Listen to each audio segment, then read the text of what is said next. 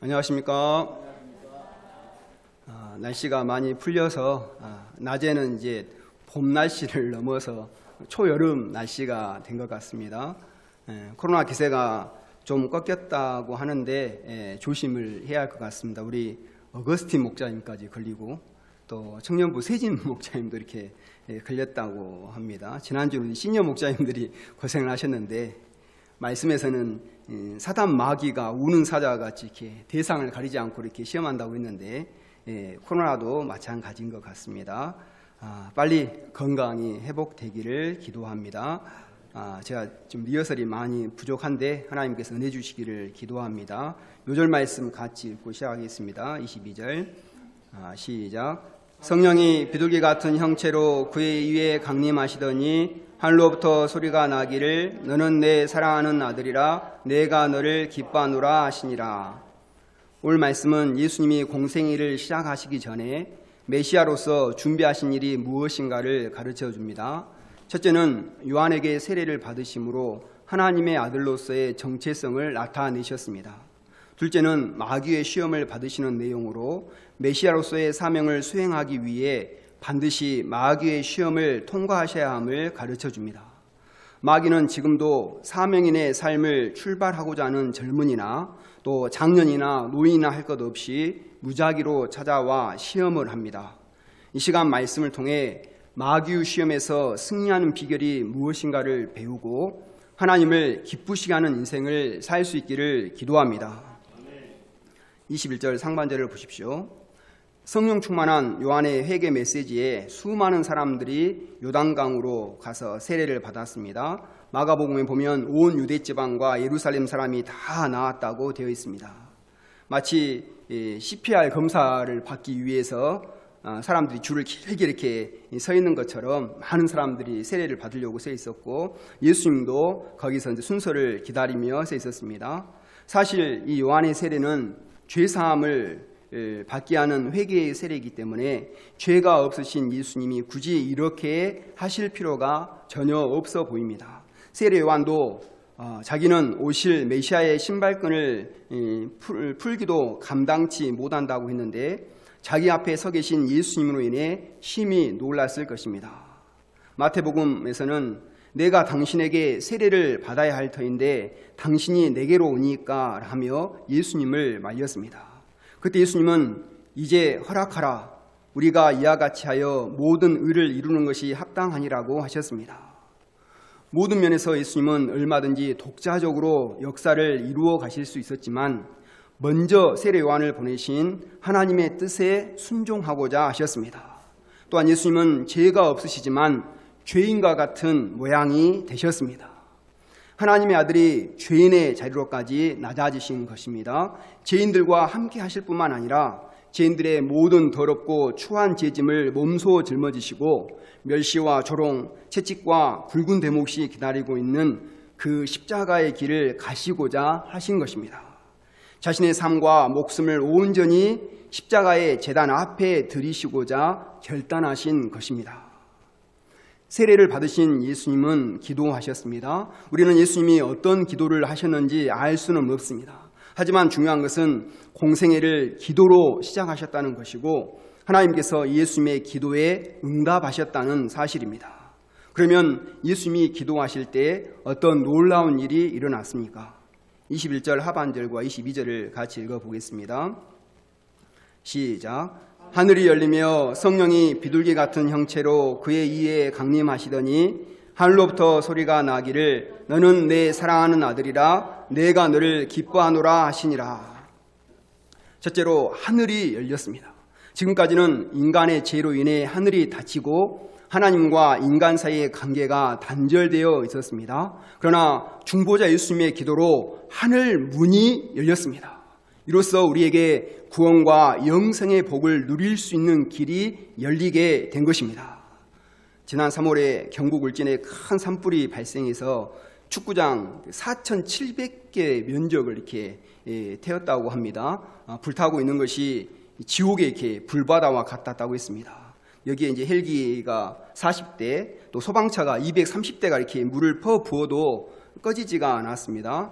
하늘문이 닫혀서 이렇게 비가 내려주지 않으니까 어쩔 수가 없었습니다. 그런데 하늘문이 열려서 비가 오니까 순식간에 이렇게 꺼져버렸습니다. 하늘문이 닫혀서 비만 안 와도 이러는데 하나님과의 관계가 닫혀버리면 우리 인생들은 얼마나 불행한 삶을 살 수밖에 없겠습니까? 그런데 예수님의 은혜에 닫혔던 하늘이 열리고 하나님과의 관계가 회복이 되어서 이제는 하늘의 온갖 신령한 은혜를 누리게 되었습니다. 얼마나 감사한 일입니까? 은혜 막 느껴지시죠? 네, 아멘. 예. 둘째는 성령이 비둘기 같은 형체로 예수님 위에 강림하셨습니다. 이는 예수님이 감당하실 사역은 세상 역사와는 다른 성령의 역사라는 것을 가르쳐줍니다. 또한 예수님은 이 성령의 도우심으로 사역을 감당하신다는 것입니다. 자기의 머리나 노력이 아니라 하나님은 노력이 아닙니다. 하나님은 예수님이 사명을 완수할 수 있도록 성령의 지혜와 권능과 능력을 덧입혀 주셨습니다. 셋째는 하나님으로부터 사랑하고 기뻐하는 아들로 인정을 받으셨습니다. 예수님은 공생애를 시작하실 때 자신이 가셔야 할 길을 잘 아셨습니다. 본래 예수님은 하나님의 독생자로 영광과 존귀와 찬송을 받으셔야 마땅한 분이십니다. 어떤 집안에 독자가 있다면 얼마나 이렇게 귀중히 여김을 받습니까? 부모님께 이렇게 재롱 조금 피우고 온갖 모든 걸 다 받죠. 제가 전에도 말씀드렸는데 우리 자인 어른은 딸 5에 이렇게 마지막에 독자를 낳으셨는데 그 독자를 애지중지 이렇게 키웠습니다. 얼마나 잘해주셨는가. 누나들은 구경도 못 해본 것들, 제 동역자는 구경도 못 해본 것들을 많이 해봤다고 합니다. 그런데 하나님의 독자이면 어떤 대접을 받았겠습니까? 그런데 그 독자이신 예수님이 하늘 보좌를 버리시고 육신의 몸을 입고 이 땅에 오셨습니다. 그리고 죄인을 구원하시고자 하시는 하나님의 뜻에 순종하시기 위해 자발적으로 고난을 받으시고 십자가에 못 박혀 죽으시는 그리스도의 길을 가고자 결단하셨습니다. 십자가의 고통은 우리가 잘 아는 바와 같이 이것이 쉽지 않은 결단임을 압니다. 그러나 예수님은 하나님을 사랑하셨기 때문에 결단할 수 있으셨습니다. 하나님은 이런 예수님을 내 사랑하는 아들이라고 인정하시고 내 기뻐하는 자라고 칭찬하셨습니다. 하나님은 공생애를 출발하는 예수님에게 하나님의 사랑을 선포하심으로써 예수님이 가시는 길을 인정하시고 응원하셨습니다. 예수님은 이 하나님의 음성을 듣고 자신이 하나님의 사랑하는 아들이요 기뻐하는 자임을 인식하셨습니다. 이런 확신 가운데 복음 역사를 섬기면서 받는 수많은 어려움과 핍박 등을 능히 극복하셨습니다. 조롱과 멸시와 채찍질과 무시무시한 십자가의 고통도 능히 감당할 수 있으셨습니다. 우리도 예수님처럼 하나님의 사랑하는 아들이요 기뻐하는 자라는 인식을 가져야 하겠습니다. 아멘. 그래야 어떤 핍박과 어려움이 있어도 이 하나님의 사랑의 힘으로 극복하고 이길 수 있음을 믿습니다. 우리가 신학기를 시작하는 우리가 예수님처럼 하나님과 깊은 사랑의 관계성 속에서 어려움과 핍박을 이기고 하나님의 역사를 힘있게 섬길 수 있기를 기도합니다. 예수님이 가르치기 시작하실 때가 30세쯤 되었습니다. 23절에서 38절은 예수님의 족보를 기록하고 있습니다. 족보하면 어떤 족보가 이렇게 생각납니까? 우리 조시아 목사님? 어디 복음서의 족보?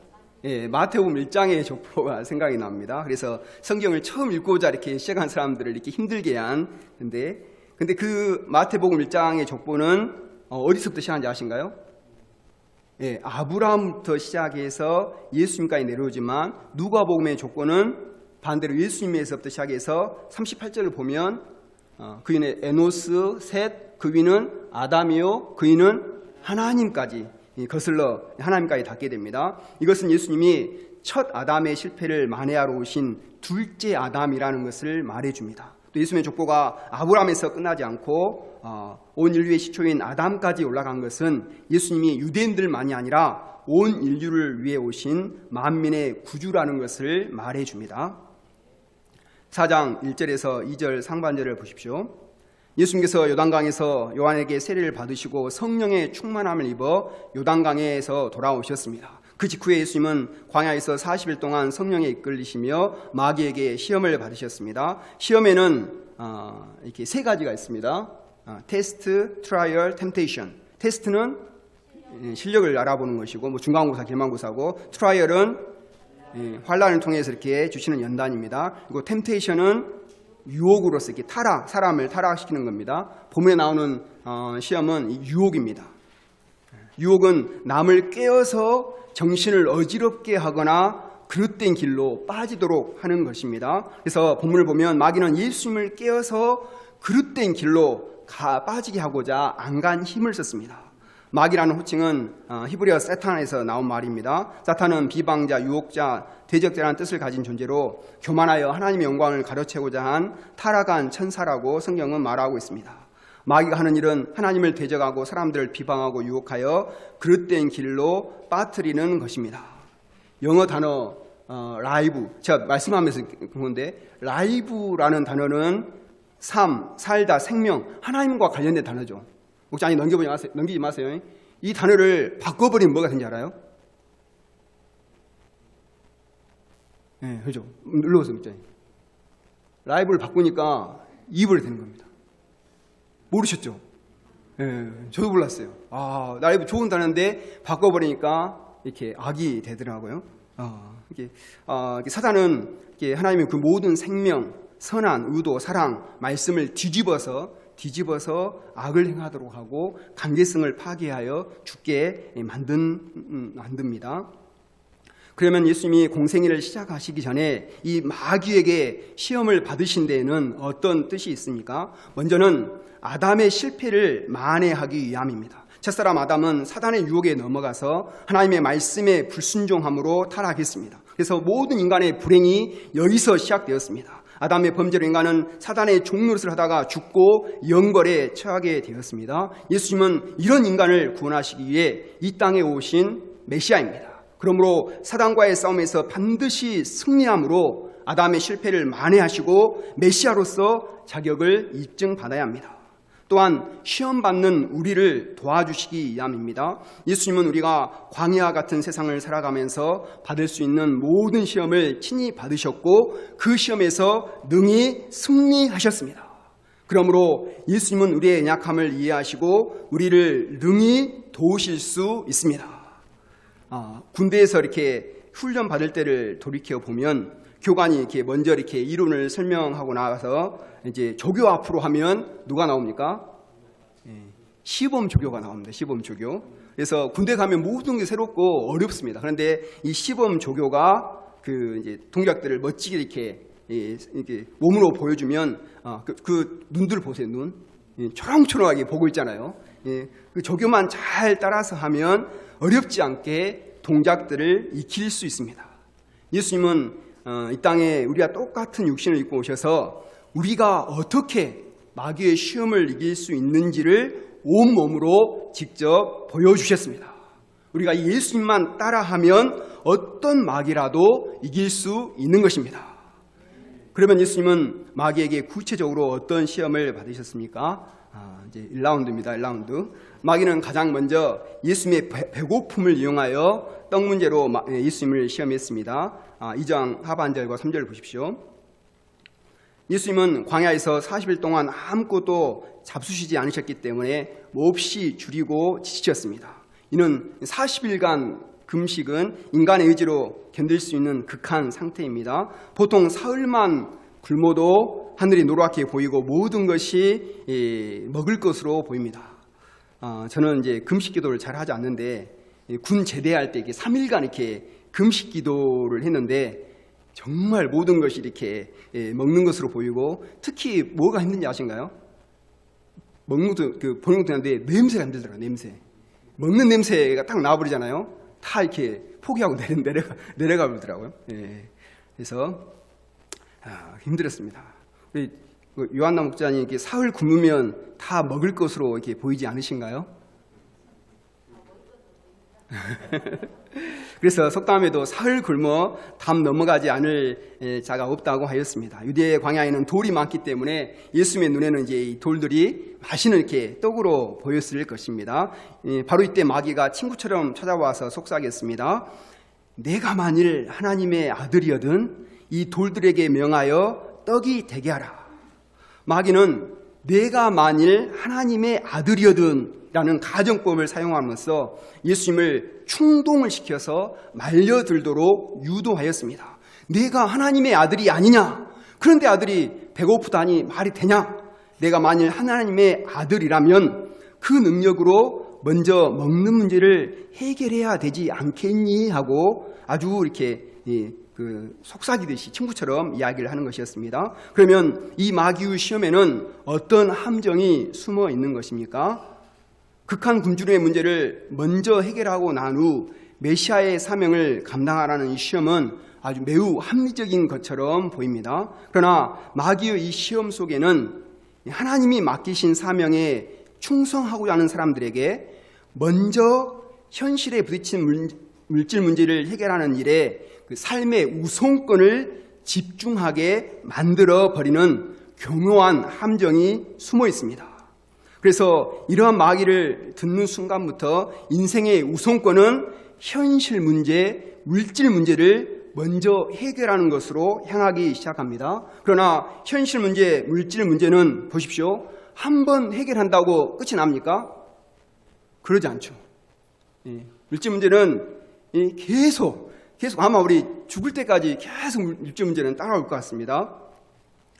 그래서 끊임없이 이렇게 반복해서 찾아옵니다. 그러므로 마귀 사탄의 말을 듣고 먼저 물질 문제를 해결을 앞세우게 되면 사명은 언제나 뒷전으로 밀려나게 되는 것입니다. 그러다 보면 사명에서 점점 멀어지기 시작하고 결국에는 사명의 길에서 떠나게 됩니다. 이것이 바로 사단 마귀가 노리는 치명적인 함정입니다.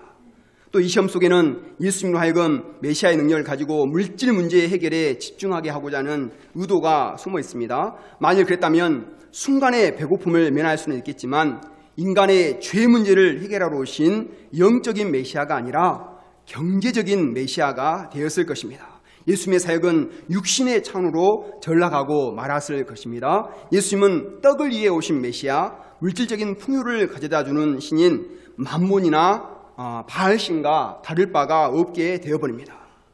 하지만 마귀의 유혹에 대한 예수님의 대답이 무엇입니까? 4절을 같이 읽어보겠습니다. 4절 시작. 예수께서 대답하시되 기록된 바 사람이 떡으로만 살 것이 아니라 하였느니라.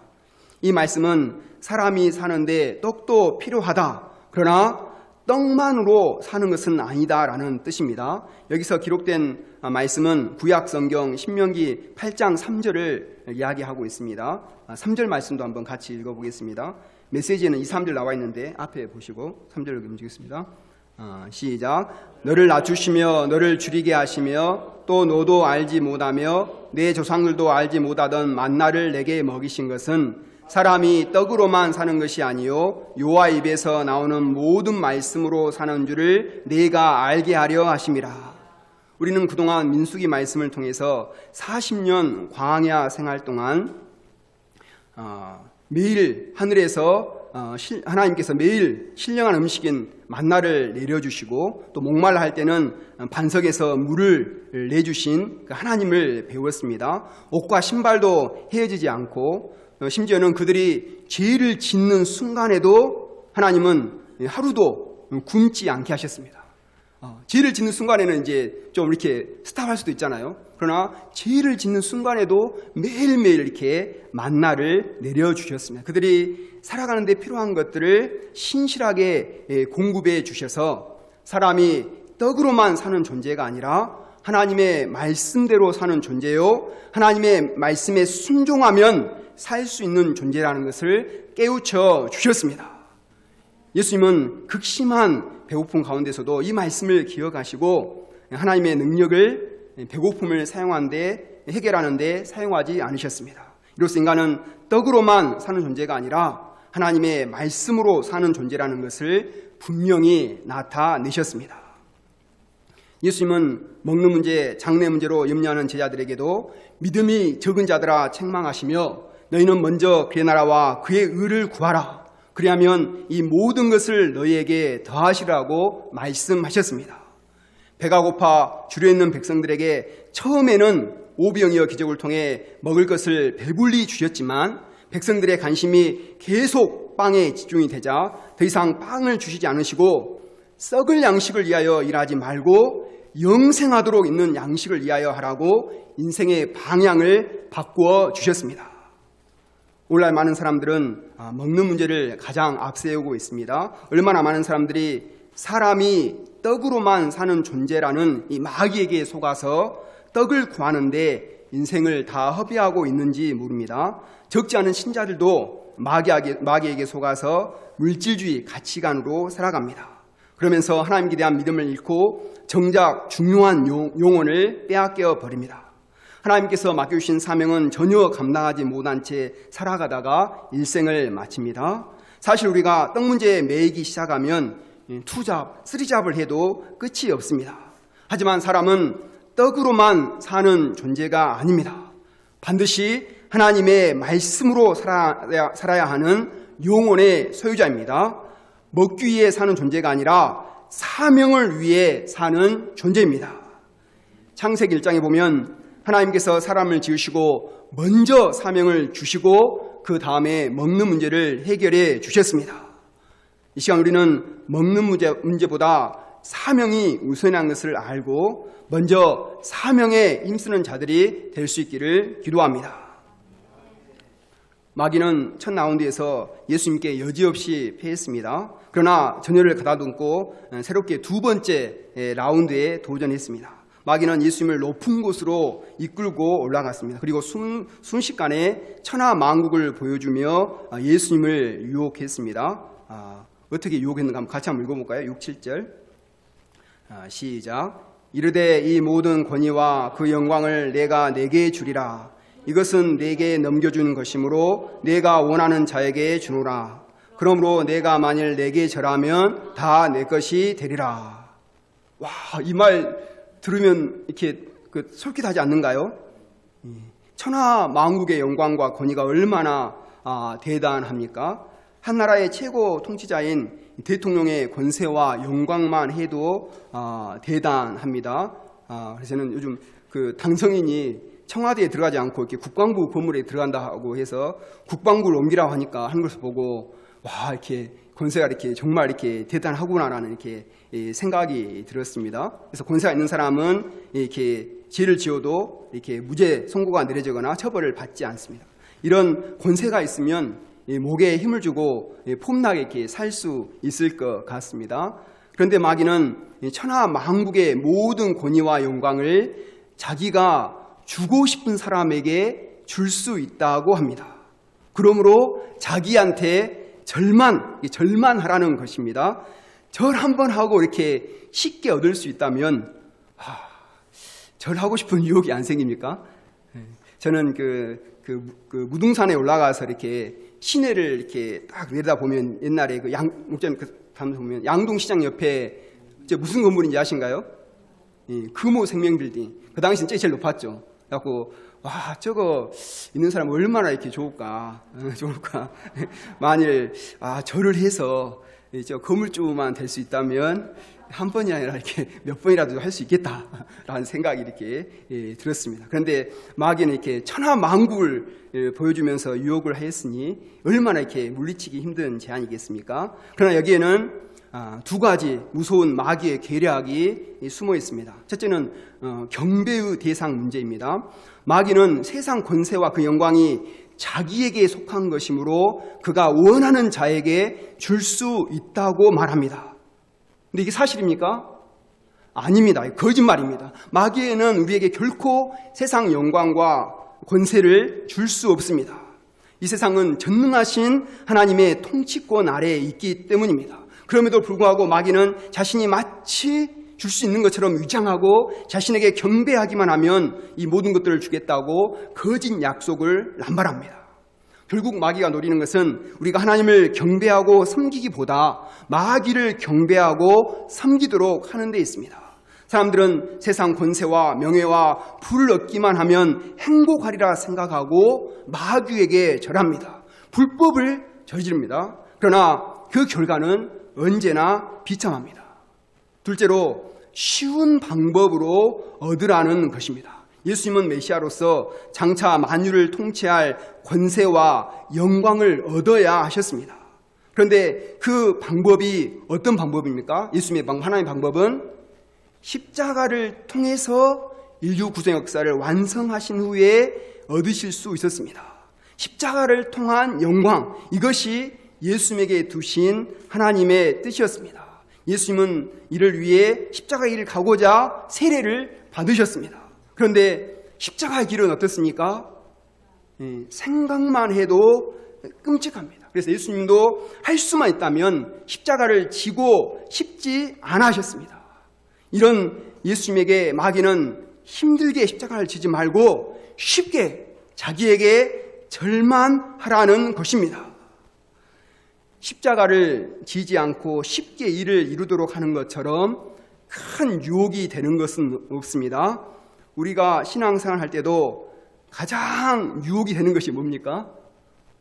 꼭 이렇게 힘들게 십자가를 지며 신앙생활을 할 필요가 있는가 하는 것입니다. 그러나 신앙생활에서 십자가를 떼어버린다면 생명력을 상실한 죽은 신앙이 되어버립니다. 십자가가 없으면 어떻습니까?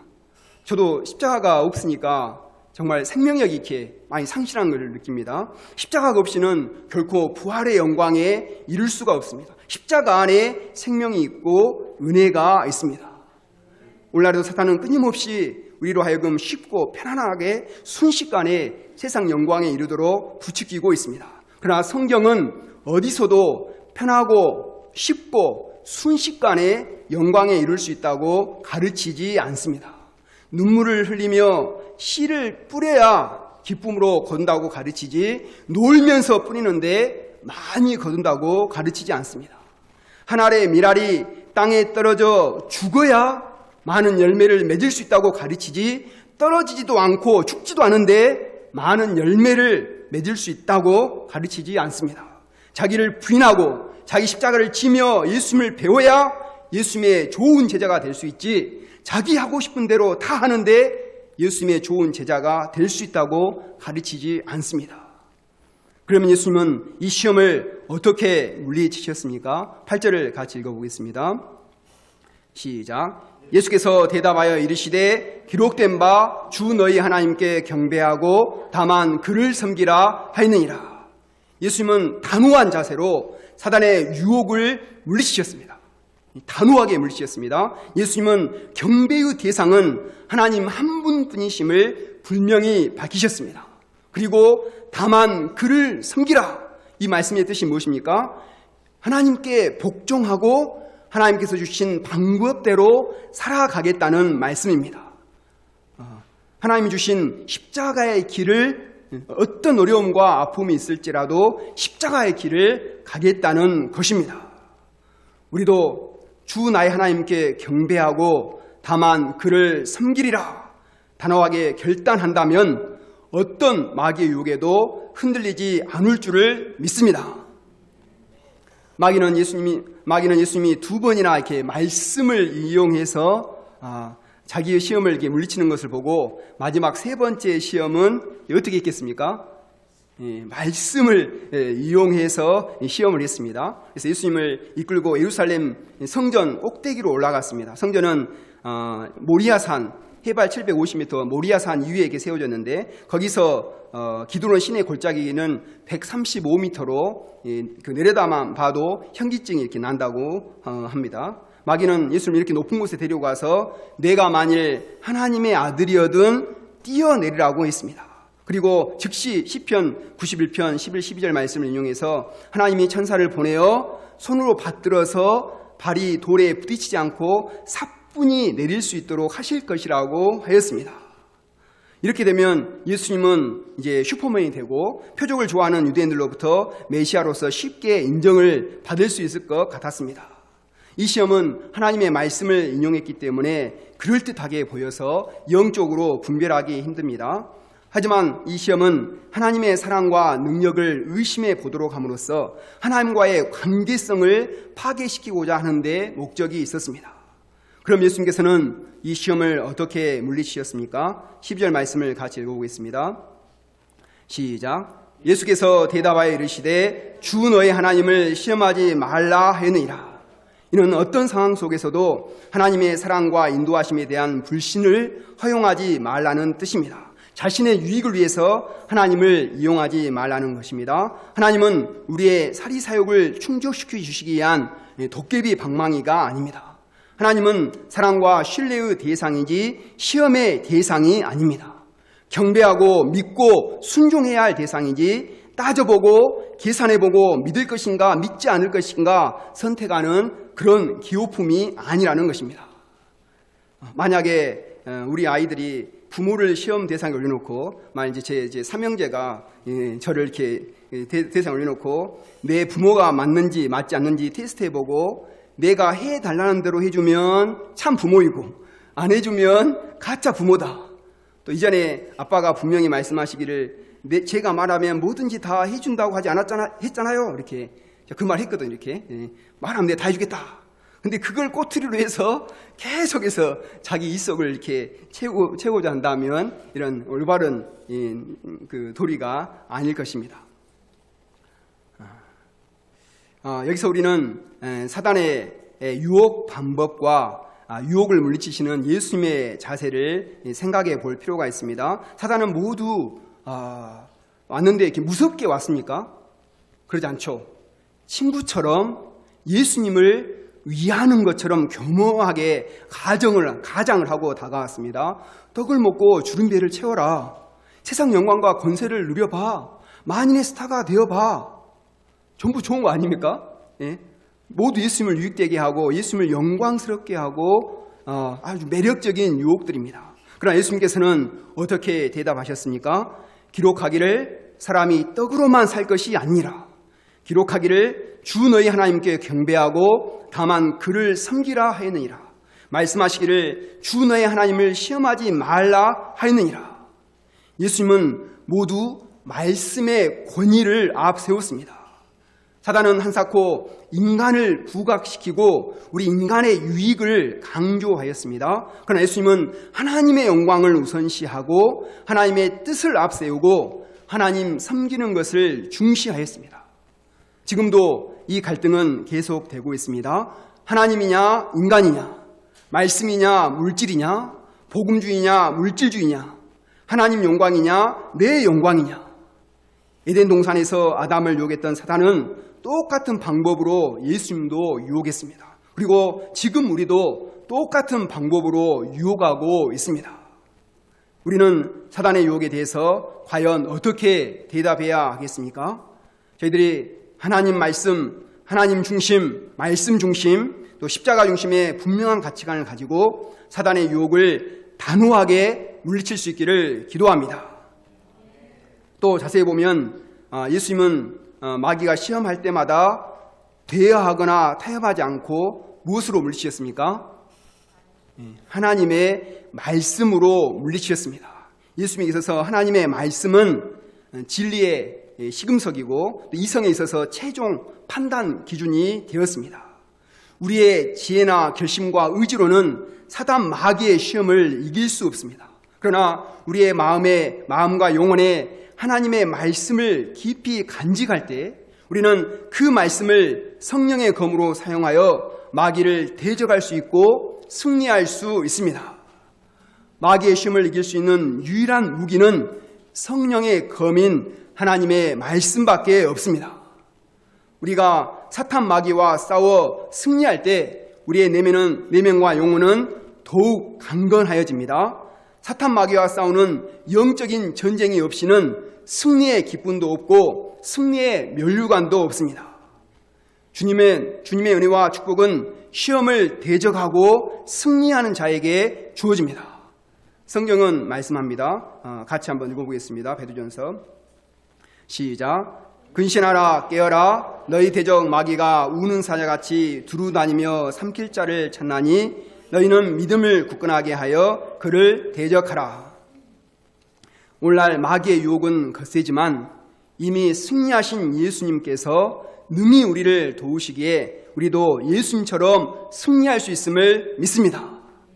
우리 모두가 유혹이 많은 봄학기에 하나님의 말씀으로 유혹을 물리치고 하나님의 뜻에 자발적으로 순종함으로 하나님이 사랑하시고 기뻐하시는 하나님의 자녀의 삶을 살아갈 수 있기를 기도합니다. 제가 기도하고 마치겠습니다. 하나님 아버지의 말씀을 통해서 하나님 중심, 말씀 중심, 사명 중심으로 또 말씀으로 마귀의 계계를 물리친 이신 예수님을 배우게 하셔서 감사합니다. 우리의 힘과 능력, 지혜로는 이길 수 없지만 하나님 주신 말씀을 무기로 삼을 때 마귀를 이런 세력을 파악하고 이길 수 있음을 믿습니다. 저희가 마귀를 이기고 하나님께 영광 돌리며 또 자원해서 하나님의 뜻에 순종하는 하나님을 기쁘시게 하는 삶을 살아갈 수 있기를 기도합니다. 예수님의 이름으로 기도드렸습니다. 아멘.